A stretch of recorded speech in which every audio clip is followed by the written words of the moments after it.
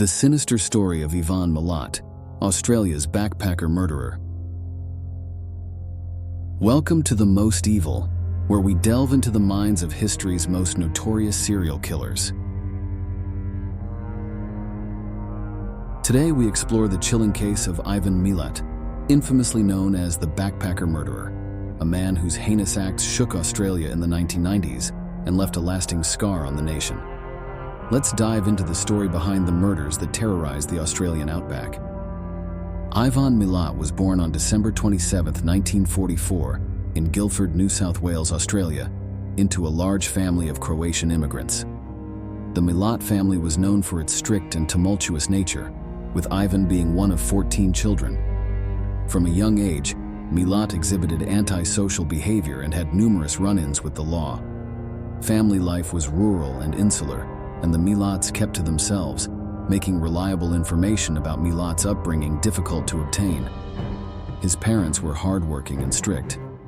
With 14 children to manage, discipline was difficult, and Milat and his brothers had a reputation for lawlessness in their neighborhood. The family endured numerous police visits to their farm as the children grew older. From the age of 17, Milat was constantly in trouble with both the police and the courts, on charges as varied as housebreaking, car thefts, and armed robberies. Milat's crimes came to light with the discovery of 7 bodies in the Belanglo State Forest between 1992 and 1993. The victims, young backpackers traveling through Australia, were brutally murdered. They were subjected to torture, and some showed signs of sexual assault. The gruesome nature of the murders and the targeting of vulnerable travelers instilled widespread fear. Milat's method involved picking up hitchhikers, often posing as a friendly local offering a ride. Once isolated, he would overpower them using his physical strength and a collection of firearms. The victims were bound and subjected to prolonged torture before being killed, with the bodies buried in remote parts of the forest. Milat's familiarity with the Australian bushland helped him evade detection. The investigation into the backpacker murders was complex, with police initially struggling to find leads. It wasn't until Paul Onions, a British backpacker who had escaped Milat's clutches, came forward that the police made a breakthrough.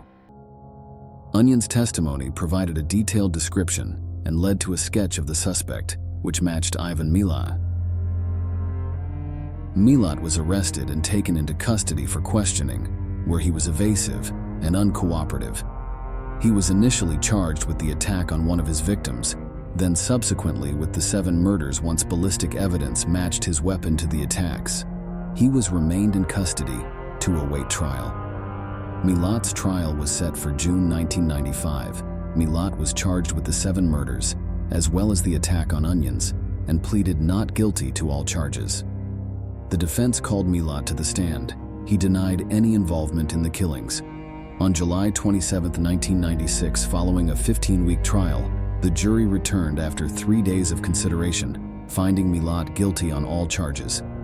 He was sentenced to 6 years imprisonment for the attack on Onions and 7 consecutive life sentences for each of the murders. When asked if he had any comment, Milat continued to protest his innocence. Ivan Milat was found guilty and sentenced to life imprisonment without parole in 1996. Psychologists have described Milat as a sadistic psychopath with no remorse for his actions. His crimes had a profound impact on Australia, leading to increased safety awareness among travelers. The case also brought about changes in police procedures for investigating missing persons. Ivan Milat's reign of terror ended with his imprisonment, but the horror of his crimes continues to linger. His story serves as a grim reminder of the dangers that can lurk even in seemingly peaceful places. If you found this video insightful, don't forget to like, share, and subscribe to our channel for more content on true crime and psychological analysis. Remember to stay vigilant, and until next time, stay safe.